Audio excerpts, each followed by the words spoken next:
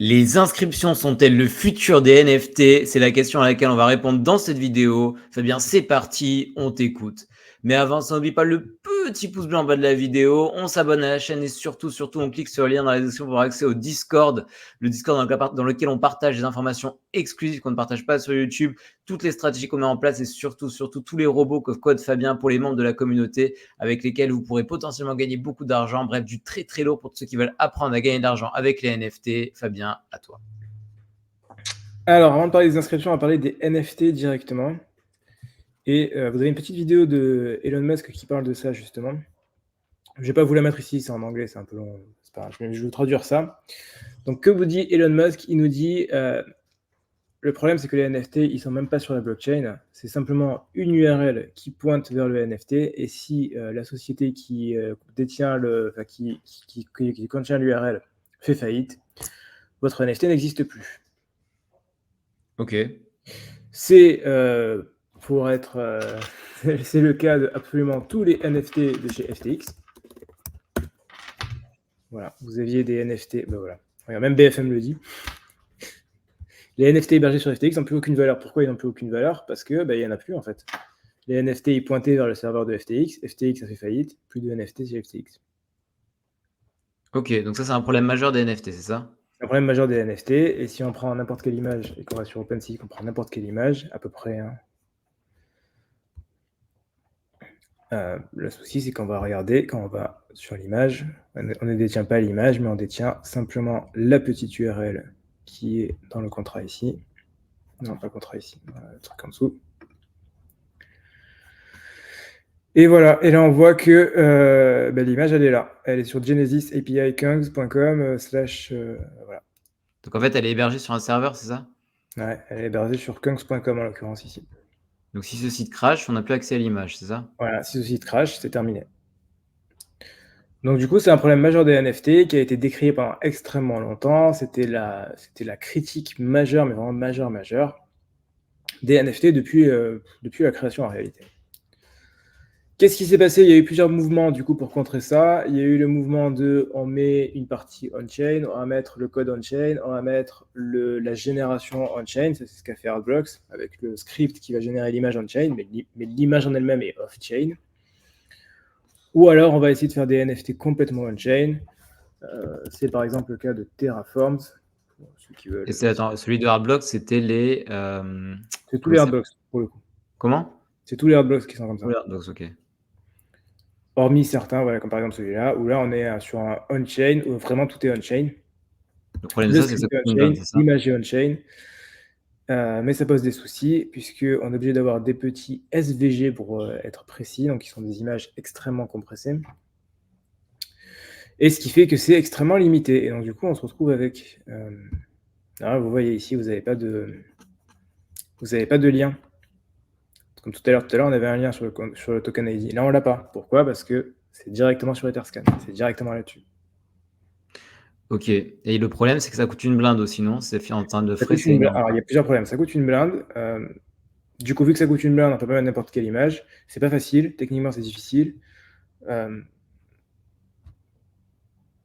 C'est pas forcément évident de gérer ça. Donc, du coup... Ouais, et puis ça limite aussi les images, c'est que des images avec une définition très faible, quoi. Ça marche pour du pixel art, mais si c'est des trucs en 3D un peu fancy, ça marche plus, c'est ça? Exactement. Et même pour du pixel art, ça coûte très cher. On se souvient, pour ceux qui sont là, on se souvient de CryptoPunks qui a passé toutes ces images on-chain, donc les 10 000. Ça leur a coûté un petit 70 millions de dollars quand même.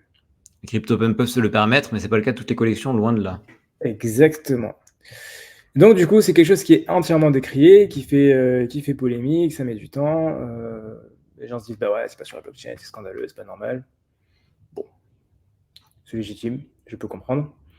Jusqu'au jour où le collègue, celui-ci, Casey Rodarmore, pour ceux qui veulent savoir, lui, ce mec-là a inventé le concept de ordinals. Que vous avez le GitHub si vous voulez, vous allez sur ordinals.com. Non, ordinals.com c'est un peu compliqué, mais bon, vous allez sur... bon, il y a un guidebook, je sais pas où il est exactement, mais je l'ai lu entièrement. qui va expliquer le concept de ordinals et qui va dire que ce qu'on va faire, c'est qu'on va prendre, alors pour le coup, on est sur Bitcoin, on n'est pas sur Ether. On va prendre les bitcoins, on va diviser un bitcoin en satoshi, puisque les bitcoins se divisent en satoshi, et qu'on va, entre guillemets, dessiner sur le satoshi. Et donc, du coup, directement sur la monnaie en elle-même. Donc en fait, c'est un peu l'équivalent. Le Bitcoin se divise en Satoshi comme un euro se divise en 5 centimes environ. C'est un peu la même image. Exactement. Et donc, ici, on appelle ça des inscriptions. Le numéro des inscriptions, c'est très simple. La première inscription aura le numéro 1, la deuxième le numéro 2, la troisième le numéro 3. Et ici, on est en l'occurrence à la 42 millionième 809 364. C'est un peu comme si chaque pièce d'un centime, on les peignait pour les rendre uniques. Exactement. Ce qui fait que quand on va sur Magic Eden, côté Bitcoin, il comprend n'importe quelle collection. Je prends une au hasard, Bitcoin Waves. Qu'est-ce qu'on va marquer? On-chain. Ce qui est logique, elles sont toutes on-chain, puisque toutes les images sont forcément on-chain, puisque le concept des inscriptions est que, du coup, tout est absolument on-chain. Il n'y a pas d'entreprise derrière. La seule risque, qui n'est pas vraiment un risque, c'est que Bitcoin n'existe plus. Mais sinon, au-delà de ça, tant que la blockchain existe, l'inscription qui est associée va exister également. Ok. Donc en fait, le risque se transfère du site vers la blockchain, ce qui est beaucoup plus stable dans la durée en théorie. Exactement. Bien évidemment, ça va avec quelques contraintes. La contrainte majeure étant que du coup, on ne va pas pouvoir faire des collections facilement. Parce qu'en fait, on a des numéros d'inscription et ça s'arrête là. Donc du coup, on va peindre l'image, mais on a juste un numéro d'inscription, on n'a pas de trait. Alors là, vous les voyez, vous allez comprendre pourquoi. On n'a pas de trait, on n'a pas de collection, on n'a pas de... Enfin, en fait, c'est juste un par un, quoi. Donc on les met les uns à la suite des autres. Et ça s'arrête plus ou moins là. Tout ce qui faisait le petit charme des collections Ethereum avec les traits, la rareté et autres, c'est plus possible avec les inscriptions sur la blockchain et Bitcoin ou sur d'autres blockchains d'ailleurs, c'est ça? Exactement. Donc qu'est-ce qui s'est passé? Il y a eu plusieurs mises à jour, et notamment la mise à jour des recursive ordinals, qui a permis de structurer la... Imaginez, alors c'est très simple, ça a l'air compliqué, c'est pas si compliqué que ça. Imaginez que plutôt que d'avoir des inscriptions les unes à la suite des autres, vous avez des dossiers. Et donc, vous avez votre dossier avec marqué / BitcoinWays, et à l'intérieur de votre dossier BitcoinWays, vous avez l'ensemble des inscriptions qui correspondent à la BitcoinWays. Tout simplement. Ok. Et à l'intérieur, vous avez un deuxième fichier qui va s'appeler metadata. Et sur le metadata, pour chacune des BitcoinWays, ça va référencer les traits que vous voyez ici. Ok. Voilà, donc voilà comment on résout le problème de collection là-dedans. Et après, bon, il y a quand même des petits arrangements avec Magic Eden pour pouvoir dire ok, ma collection, elle comprend ces éléments, ces éléments, ces éléments. Et donc, si vous gérez une collection, il faut quand même dans tous les cas aller contacter Magic Eden pour être listé et pour dire quelles inscriptions sont à vous. Tu veux dire qu'en gros, Magic Eden, c'est le site principal sur lequel sont vendues les inscriptions. Exactement. La marketplace majeure, c'est un peu le OpenSea des inscriptions. Exactement. Donc, je ne vais pas aller plus en détail sur qu'est-ce qui se passe par la suite, mais dans tous les cas, ça évolue encore. Il y a quand même pas mal de mises à jour là-dessus. Mais dans tous les cas, le concept de base de l'inscription, c'est de se dire mon inscription est on-chain. Il n'y a pas d'URL qui renvoie vers une image. Ok. Étant donné le succès des inscriptions sur Bitcoin, qu'est-ce qui s'est passé? Il y a eu le collègue Middlemarch.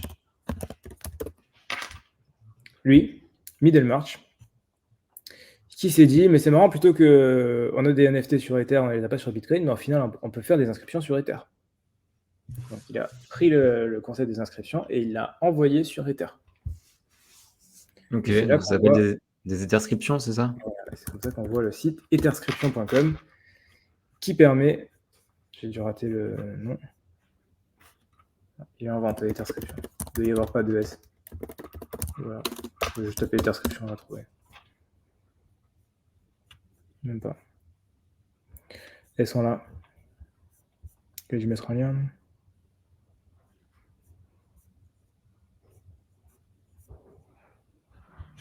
Si, c'est ça. Etherscription.com. J'ai du mal à l'écrire. Ah, ETHscription, c'est pour ça. Ah, il n'y avait pas de ER, c'est ça. Exactement. Donc voilà, vous allez sur ce site-là, etherscription.com, ETHscription.com. Et donc au final, vous allez pouvoir faire des inscriptions sur Ethereum, qui s'appellent des cold data, pour être tout à fait exact dans les termes. et qui vont permettre de faire des inscriptions sur Ether dans le même concept. 1, 2, 3, 4, 5. Elles sont numérotées de 1 à le nombre. Ici, vous pouvez voir toutes les dernières Etherscriptions. Et comme à l'instar des inscriptions sur Bitcoin, vous pouvez inscrire des images, mais vous pouvez inscrire également du texte, du HTML, ce que vous voulez. Donc, Pourquoi il n'y a aucune image? Pourquoi personne n'a peint les Etherscriptions? Parce que ça, c'est des noms de domaine. Du coup, les mecs se sont dit si je peux acheter le numéro 20.148.eths, ça a potentiellement de la valeur. C'est de la spéculation standard, classique. Et après, les numéros faibles ont plus de valeur, et les numéros qui ont une grande valeur dans la comment on dit, le mot m'échappe. Quand tu crois à des trucs qui n'existent pas, là. La superstition chinoise a encore plus de valeur, c'est ça? Exactement. Plus les fameux chiffres 69 et 420 qui ont également toujours autant de valeur. Parce que c'est rigolo, c'est ça? Exactement. Voilà. Et donc, au final, vous avez les Etherscriptions sur Ether. On pourrait se dire, oui, les Etherscriptions, c'est juste un petit phénomène de mode, c'est pas grand-chose. Pas du tout. On va vous montrer ici les Etherscriptions qui sont avec des tokens. On peut voir que l'Etherscription principale, ETHS, a quand même un petit market cap de... Alors, très simple market cap, comment on calcule 1000 ETHS pour 4276, donc un ETHS va coûter 4,2, il y en a 21 millions, ce qui nous fait donc 85 millions de market cap pour un token, pour une inscription sur la blockchain. En l'occurrence, l'inscription ici coûtait à peu près $1, elle se revend 4276. Ouais, c'est élevé, ouais. Donc autant dire que les inscriptions, ce n'est pas négligeable, c'est pas rien, ça vaut beaucoup d'argent et c'est extrêmement reconnu et hypé par la communauté. Ok. Bien évidemment, par la suite, qu'est-ce qui s'est passé? Il y a eu la course aux inscriptions sur l'ensemble des blockchains. On a eu les inscriptions sur Optimism, sur Arbitrum, sur Polygon, sur Solana. Sur Solana, c'est tout récent sur Solana. Voilà, sur absolument tout.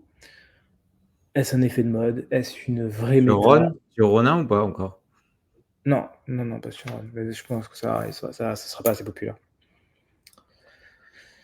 Voilà. Est-ce un effet de mode? Est-ce une vraie méta? Je ne sais pas. En revanche, ce qui est à peu près sûr, c'est que autant sur les autres blockchains, bon, c'est plus des effets de mode. Sur Bitcoin, c'est clairement pas un effet de mode. Tu penses que ça va s'inscrire dans la durée? En fait, à la différence de Ether, ils ont le choix de faire des NFT classiques, puisque les smart contracts qui existent sur Ether, qui n'existaient pas sur Bitcoin, permettent de faire quand même pas mal de choses. Il y a beaucoup d'innovations, il y a des gens qui font des choses, il y a des gens qui réfléchissent. On peut faire des choses. Sur Bitcoin, c'est pas le cas, il n'y a pas de smart contract. Donc au final, le seul moyen d'aller créer des NFT et créer de la valeur sur Bitcoin va être via les inscriptions. Et étant donné que Bitcoin représente 50% de la valeur de l'ensemble des cryptos, on sait qu'ils sont là pour durer. Ok. Voilà, donc on a clairement une nouvelle méta là-dessus, clairement la nouvelle méta inscription, particulièrement sur Bitcoin, c'est très marqué. Voilà. Est-ce que ça va durer? Je pense que oui sur Bitcoin, sur Ether je crois un peu moins. Est-ce que les NFT sur Bitcoin vont être plus populaires que sur Ether? C'est déjà le cas. C'est déjà le cas. Si vous allez sur CryptoSlam, qui permet de référencer les statistiques de vente des NFT, et que vous allez regarder le volume, et bien vous voyez que le volume sur Bitcoin est plus élevé que sur Ether. Et juste une question, toutes ces inscriptions se vendent toutes sur Magic Eden, ou alors sur Magic Eden, c'est uniquement les inscriptions qui sont sur Bitcoin? En fait, OpenSea ne gère pas les inscriptions sur Bitcoin, donc on est obligé d'aller sur Magic Eden. Mais il n'y a pas que Magic Eden, il y a Gamma.io qui gère. Non, mais ma question, c'est est-ce que sur Magic Eden, il y a que les inscriptions sur Bitcoin ou les inscriptions sur d'autres blockchains aussi à la vente? Non, il n'y a que Bitcoin, je crois. Que Bitcoin sur Magic Eden. Et pour les autres blockchains, tu vas où alors? Sur les autres blockchains, sur Polygon, tu vas sur env.inc, un truc comme ça. Donc en gros, dans l'idée, chaque inscription sur chaque blockchain dispose d'un site spécifique pour la marketplace. Oui et non, parce que Solana, on est à peu près sûr qu'il va y avoir Magic Eden qui va s'y mettre. C'est assez évident. Ok. Les inscriptions sur Dogecoin, pour l'instant, sont sur drc20.org et sur Ordinals Wallet, mais elles devraient arriver sur Magic Eden et sur Unisat. Ok, donc tout ça évolue, quoi. C'est pas. En fait, oui, c'est le cas pour l'instant, mais dès que ça devient un peu populaire, ça arrive sur les grosses marketplaces. Ok. Sauf OpenSea qui n'a pas trop l'air d'innover là-dessus et qui reste sur Ether.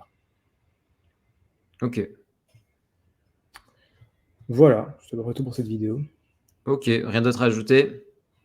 Non, je pense que c'est au top. C'est pas toi d'en juger, ce serait le collègue. Dites-nous si la vidéo était au top dans les commentaires.